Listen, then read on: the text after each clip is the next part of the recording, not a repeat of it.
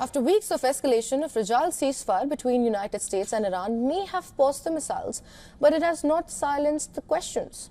In the US, the war is now hitting where it hurts most: average Americans' pockets, politics and public trust. From rising fuel costs to a deepening political divide, Americans are grappling with what this conflict really means for their future. Watch our report.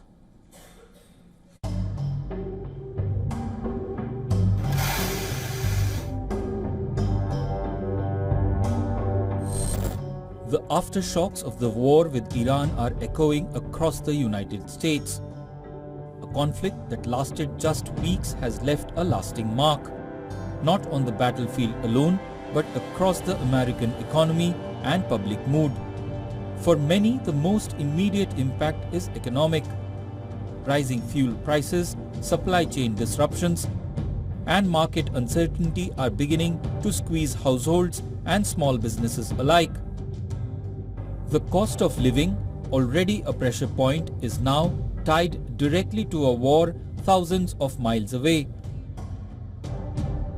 You start talking about fertilizer prices, we saw an increase of like our liquid nitrogen that we run went up, $100, $150 a ton. Cash flow here is tight, and especially was tight last year at the end of this growing season. We just didn't have a good growing season, so we couldn't pre-buy a lot of those inputs. So yeah, we got hit at the worst possible time because we're trying to buy fertilizer when it skyrockets and when the supply also gets cut.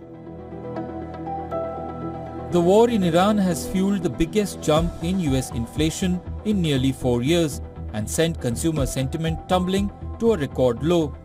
Economists say that's just the beginning. The impact of the high car prices is a little bit different because we're not all buying a new car every year, usually. But it does mean that especially for lower income consumers, finding a good, reliable car has gotten much harder.